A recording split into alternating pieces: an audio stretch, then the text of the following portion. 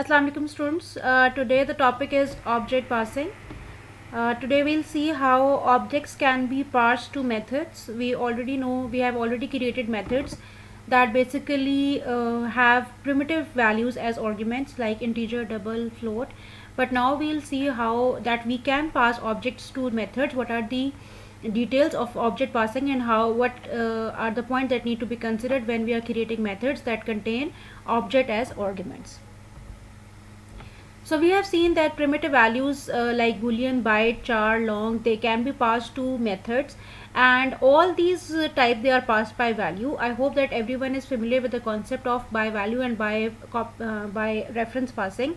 By value passing means that when you are passing a variable to a method, the variable, if that variable when received in the method is changed by the method, the passed variable is not changed. The copy is passed and only the copy is modified inside the method. This is called passing by value, and all primitive values, primitive type variables, they are passed by value in Java. So the slide says that in Java all primitives are passed by value. This means that the copy of the value is passed to the method. Modifying the primitive parameter in the method does not change its value outside the method. The variable that you were passing, it is not changed. The passed variable is just copied into the parameter list, and the copied variable, it will be changed. The passed variable, it won't be changed. So when we are passing object to the methods, the object are also passed just like primitives, that is they are passed by value. Before going into the details of how objects are parsed and how the memory is managed, I want you to understand an example that will basically make you familiar with the syntax of object passing. Now consider the example of complex class. This class is basically representing a complex number. You all know what a complex number is. Complex number has a real part and an imaginary part. So these two are the data members for the complex class. It has a default constructor and an argument constructor. Looking into the runner, we can see that using the argument constructor, I have created two complex objects, C1 with the data of 11 and 2.3 and C2 with data 9 and 2.3. Now let's say that I want to have a method in this class that can create a new complex object from the data of two already created complex objects, right? That means I need a method in the class. When it is supplied with two complex objects, it can create a new complex object that is basically the addition of the two objects, right? So basically we want something like this, that if I call C1 dot add and I pass C2 in this function add, it should return me C3, and C3 should be the addition of C1 and C2. By object addition, we obviously means that the data should be added, that is the real of C1 should be added to the real of C2, and the imaginary of C1 should be added to the imaginary of C2, right? So let's see how this method can be created. Coming back to the class, here we can see that I have defined public. I'm leaving this return type, I'll explain it later. The name is, let's say, add, and I'm receiving an object here. ठीक है, जिस तरह से आप लोग पहले primitive type यहाँ receive करते थे, उसी तरह से यहाँ पर मैंने ऑब्जेक्ट को रिसीव किया. ठीक है, ऑब्जेक्ट रिसीव करने का मतलब है कि रनर से मैं पूरा ऑब्जेक्ट यहाँ पर भेजूंगी. जैसे कि आप इंटीजर भेजते थे तो यहाँ पर आप इंटीजर रिसीव करते थे, डबल भेजेंगे तो आप डबल रिसीव करेंगे. सिमिलरली जब आप ऑब्जेक्ट भेज रहे हैं तो आपने यहाँ पर ऑब्जेक्ट की टाइप लिखनी है. ठीक है, class name is also a type. Class is a structure definition. So आप यहाँ पर लिख रहे हो कि मैं कॉम्प्लेक्स ऑब्जेक्ट रिसीव करूँगा और आपने उसका नाम भी रख दिया. सो जब यहाँ से C2 पास होगा तो C2 B में कॉपी हो जाएगा, राइट? सो जब भी आपने ऑब्जेक्ट रिसीव करना है, सिंपली आपने क्लास का नाम और ऑब्जेक्ट लिख देना, right?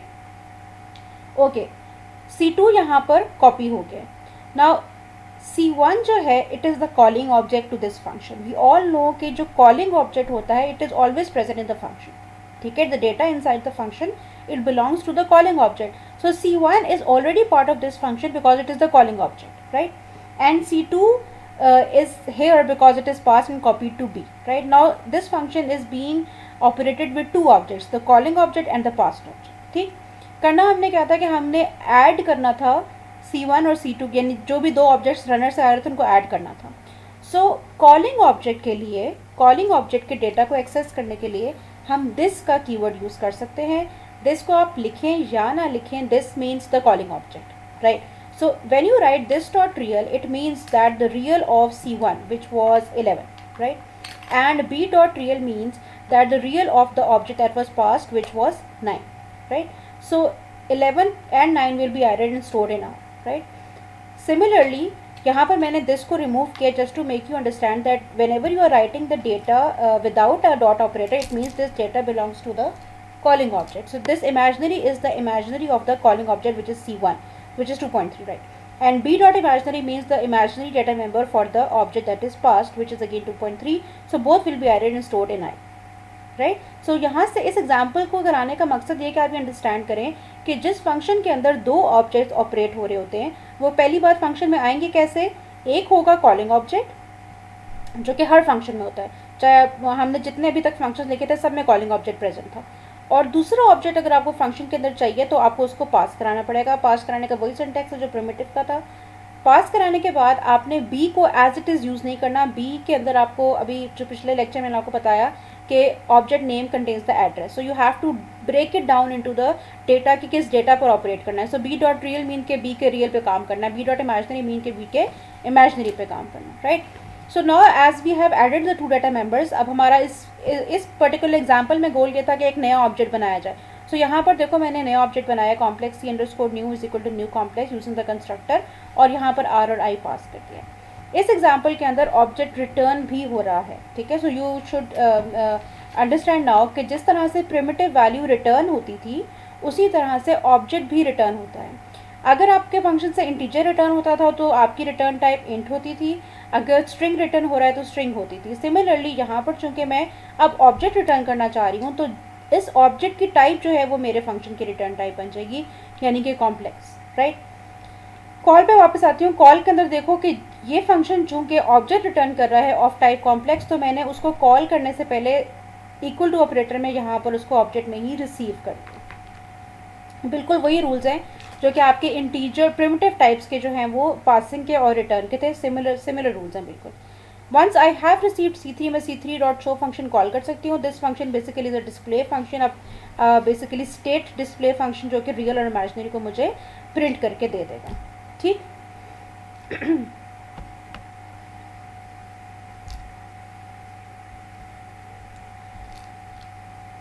Alright, so I hope the example is clear.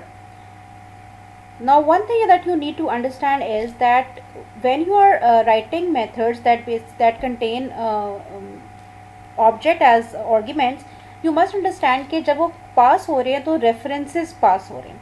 जैसे कि यहाँ पर जब आप C2 को पास कर रहे थे और वो B में कॉपी हो रहा था तो एड्रेसेस वर गेटिंग कॉपीड. तो कुछ चीज़ों को ख्याल रखना है आपने कि जब एड्रेसेस कॉपीड होते हैं तो बेसिकली एलियसिंग होती है, जो मैंने लास्ट लेक्चर में एक्सप्लेन की. एक एग्जांपल देखते हैं. लेट्स assume कि this is a class object path. This is just a class for demonstrating the concept, और इसके अंदर एक वेरिएबल है वैल्यू, ठीक. It has a function increment. ये इसी क्लास का एक ऑब्जेक्ट रिसीव करता है और उस ऑब्जेक्ट का डेटा मेंबर वैल्यू को एक इंक्रीमेंट कर देता है, right.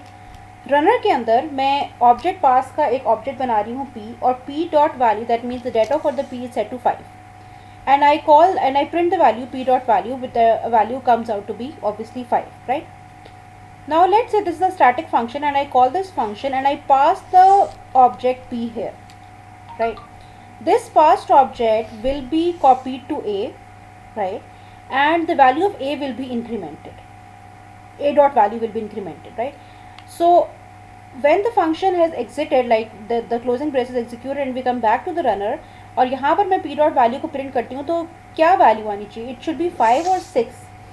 So you must understand that when I passed P to this function, P was copied to A. Let's say that the object P it was generated at 0x100, right. So P contained the address. P didn't contain the data member value and 5. It contained the address where the object is generated, right. So P contained 0x100. Let's say 0x100 was copied to A. So basically P and A now are two pointers to the same object, ठीक. When I say A dot value plus plus, so the object that is pointed by A, its value data member gets incremented, so the value becomes 6, right. Now when I exit this function and I come back here and I call P dot value, so P again was pointed to 0x100, So as they were two pointers to the same object, so I will get 6 here instead of 5. So when you are writing functions and you are passing objects to functions, you must remember and you must understand that object passing basically is results in the copying of addresses, right? Another important point here is that this copying is, we cannot call it passing by reference. Passing by reference का मतलब होता है कि आपने address भेजा है. Basically ये passing by reference नहीं है, पासिंग बाय वैल्यू है. The thing is that the value is an address, because the value is address, so it is behaving as if के पासिंग बाय वैल्यू हो रहा है. लेकिन हो पास बाय वैल्यू रहा है, the value itself is an address. So when addresses are copied, we have two pointers, they point to the same location, and changes by one they can be seen by the other. This is the phenomenon, it is called aliasing. I explained it in the previous lecture as well, right? So here is the output before calling 5 and after calling 6, and it happened because the address was copied.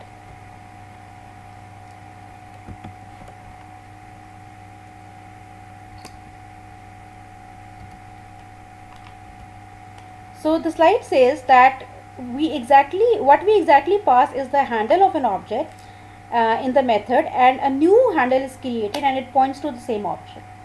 Now when, this is important please, when more than one handle is tied to the same object, this is known as aliasing. This concept is known as aliasing. P and A, they were aliases to each other. From the above example you can see that P and A refer to the same object. To prove this, you can try printing P and A. You will see the same address because the address, it was copied. So here is a diagram that basically represents aliasing. When you basically pass a method to a function, right, this is the original reference that was generated when you created the object, and when you pass it to the method, a method reference is generated, and that method reference again points to the same object. So basically two references, they point to the same object, and which results in aliasing. Okay, now let's look into another example from where you can understand the concept of reference passing. Let's see this example. In this example we have a method named tricky, and the tricky method basically swaps two point objects, right? Point is a class. I hope everyone is familiar with the class point class. I'll explain it a little bit. Point class has two data members, x and y, which represents the x coordinate and y coordinate of a point, right? A point is basically an object that represent a point in the xy plane. Okay? So the tricky method basically is designed in order to swap two point objects, PA and PB. They will be swapped. Let's look into the void main function, where we are these two functions, they are in the same file. Basically the void main is created in the point class itself, right? Just to make you understand the concept. So inside the void main I have created two point objects, point 1, point 2. Point 1 is at 1, 2, and point 2 is at 3, 4, right? If I print the value of x and y for point 1, it is 1 and 2, and when I print the value of x and y for point 2, it is 3 and 4, right? Now I am passing point 1 and point 2 to the tricky function here, right? So you all must know that point 1 contains the address where this object is created. Point 2 again contains the address where this object is created. So the references that are contained in point 1 and point 2, they are copied to PA and PB. Now the address of this object, it is in PA, and the address of this object is in PB, right? This is the swapping code. You all are very much familiar with it. You create a temporary variable. Here we are talking about objects. So I have created a temporary object, and this is the swapping code that we put one of the points in temporary object, we swap the object, and then the temporary object is put into the second object, right? So this is the swapping code you all are very familiar with, right? So basically after this code, PA and PB, they get swapped. Got it? The PA and PB, now they are swapped, right? Once they are swapped, now I can print the value of PA.x. So it should print 3 and 4, and PA.x is printed, so it is now 3, and PB.x is 1, and when I print this should be y. PA.y, it should be 4, and PB.y is 2, because now the points are swapped, right? So inside the tricky functions, the objects are swapped. Now when I come out of this function, that is the tricky function has ended, and now I come here and I see and I basically these statements are executed by the compiler, and I am printing first object and the second object, point1 dot x, point1 dot y, point2 dot x and point2 dot y. I am printing first object and second object. So what do you think should be printed? Point1 should be printed as 1 2 or 3 4, that is point1 and point2 are either swapped or not. So before explaining the output of these two lines, I want to show you the slide. Basically what is happening, that when I created point 1 and point 2, two objects were created. Point 1 contained this, was pointing to this object, point 2 was pointing to this object. I passed point 1 and point 2 to the tricky function. So point 1 was copied to PA started pointing to the same object, and point 2 was pointing to was copied to PB, so PB started pointing to this object, right? The tricky function swapped PA and PB. It swapped PA and PB. We just saw the code. So PA PB got swapped.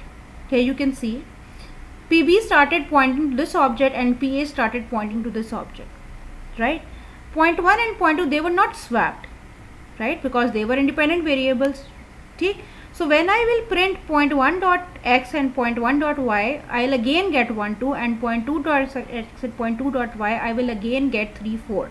Why? Because if you now understand how the addresses they are contained in the object name, you should be able to give me the right answer, that as the references are swapped inside the function, basically references are swapped, the objects they are not changed. We have not changed value, pa dot x change नहीं किया, pa dot y change नहीं किया. I am coming back to the function. अगर यहाँ पर मैं pa dot x या pa dot y या pb dot x और pb dot y पे कोई काम करती तो मुझे वो बाहर भी नज़र आता, लेकिन चूंकि यहाँ पर मैंने सिर्फ इन दोनों को स्वैप किया, तो जैसे मैंने आपको डायग्राम में दिखाया कि वो आपस में स्वैप हो गए लेकिन ऑब्जेक्ट सेम रहा है. ठीक है, this example is just to demonstrate कि किस तरह से ऑब्जेक्ट के ऊपर जब दो पॉइंटर्स काम कर रहे होते हैं तो वो कैसे काम करते हैं, उनके अंदर क्या वैल्यूज़ होती हैं, ऑब्जेक्ट कब चेंज होता है, कब चेंजेस दूसरे ऑब्जेक्ट को भी नज़र आती हैं. इस फंक्शन के अंदर जो चेंजेस हैं वो ये लोकल रही हैं पी एंड पी बी के अंदर, और वो मुझे फंक्शन के बाहर जब मैं इनको प्रिंट करूँगी तो वो मुझे नज़र नहीं आएंगी. So the method tricky is not performing swapping of object passed by main, it swaps the object in the function tricky only, right? तो ऑब्जेक्ट के अंदर चेंज नहीं हुई, इसलिए जो बाहर ऑब्जेक्ट्स थे उनको वो नज़र नहीं आ रही. This is the example. I hope that after this example you are clear with the concept that you can create functions that contain object as parameters. When you are passing object as parameters, you must remember that object is a composite entity, so you should not perform any action directly on the object name. You have to break it down into the constituent data member in order to perform some action. जैसे कि मैंने आपको complex example में दिखाया कि आपने उसको real और इमेजिनरी में ब्रेक डाउन करके फिर उस पर काम किया था. दूसरी इंपॉर्टेंट चीज़ ये है कि ऑब्जेक्ट को आप रिटर्न भी कर सकते हैं फंक्शन से, बिल्कुल उसी तरह जिस तरह हम प्रिमिटिव को रिटर्न करते हैं. आपको रिटर्न टाइप में ऑब्जेक्ट का क्लास नेम लिखना होगा. सही. ऑब्जेक्ट पासिंग के अंदर दूसरी इंपॉर्टेंट डिटेल ये है कि ऑब्जेक्ट को जब आप पास करते हैं तो रेफरेंस पास होता है, एड्रेस पास होता है, तो रिसीविंग एंड पर एड्रेस कॉपी होता है. इस चीज़ को जहन में रखते हुए आपने फंक्शंस बनाने हैं कि अगर एड्रेस कॉपी हो रहा है तो फिर आपके जो ऑब्जेक्ट है, जो क्रिएटेड ऑब्जेक्ट है, उसके दो एलियासेस जनरेट हो गए हैं. Right, I hope object passing is clear. Let's see in the next video how you can create the equals method and copy constructor with the help of object passing. Thank you.